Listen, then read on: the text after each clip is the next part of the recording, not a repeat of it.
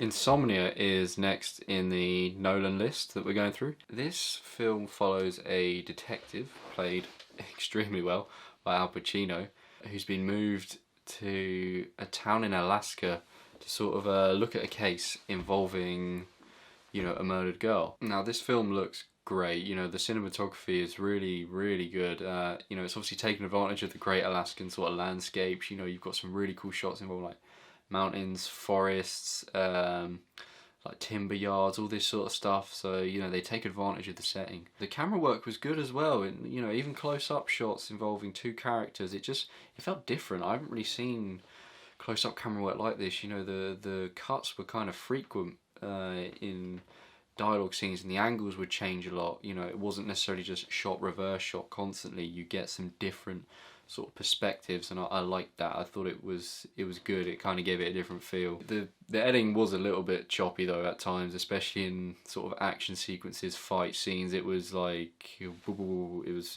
was kind of rapid. It's the sort of stuff that makes you dizzy when you're watching. It was a bit over the top at times. It wasn't too much of an issue. It's just the action sequences. It was a little heavy. So as I was saying, the film follows Will Dormer, played by Al Pacino, and his sort of quest to solve this case. And I feel like the film is really less about the case and more about this character of Dormer. There's a heavy focus on him as a person rather than the case, which I think is for the best, because the case itself wasn't overly interesting, in all honesty. And of course the film's called Insomnia, it's because the dude can't sleep. He's in this part of Alaska where the sun doesn't set, so he's literally like, it's always daylight here. This is a film that uses a theme of sort of hallucination, what's real, what isn't. And there's also a theme of morality involving what's wrong and what's right, not only with Dormer, but also with the villain Finch, who's played by Robin Williams. There's not like a huge divide between the two in terms of who's good and who's bad. It's not like Al Pacino is a certified good guy and then Finch is a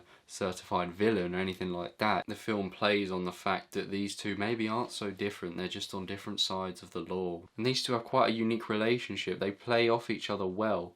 Now, to get into spoilers, because it's easier to sort of talk about this morality theme, early in the film, Dormer accidentally shoots his partner, who also travelled with him to Alaska, shoots him, kills him, which is where I think the insomnia really starts for him, because after that he can't sleep, he's getting visions all the time, flashes of seeing his partner dying. And in terms of Finch, he's seen this occur. He sets up this relationship with Dormer, claiming that the two aren't so different, they both just made mistakes, they didn't mean to kill anybody.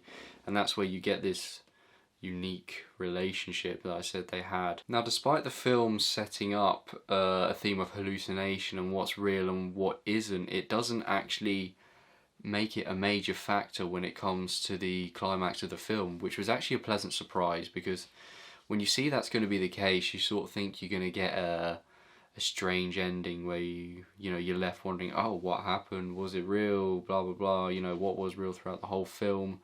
But it doesn't actually play that card, which was nice, because I think then you'd be kind of left somewhat disappointed. Insomnia isn't trying to be a head fuck. It's trying to show a character who wants to do the right thing, but he's also doing the illegal thing at the same time, and his past is catching up with it, because it's similar to the situation he's in now, where he wants to do right, but he can't really do his job as a police officer or police detective without breaking the law, and that's obviously breaking him. I've said this with the previous two Nolan movies, it's unique, I think Nolan certainly has his own style.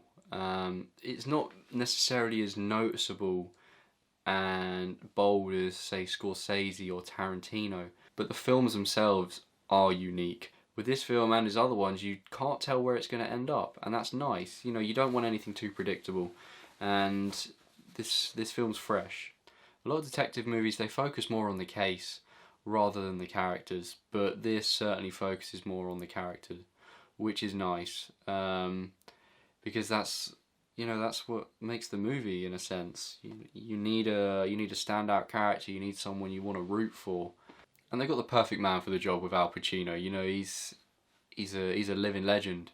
So in terms of score, I'm giving it an 8 out of 10. It's not quite on the same level as Memento, which I think was a bit more bold with the plot, but this is still a hell of a good movie, and a different movie, a different detective film that you're going to see. Alright, we got a good one next, The Prestige, next in Nolan's films. So look forward to that. Thanks for watching. I'll see you in the next one. Nice.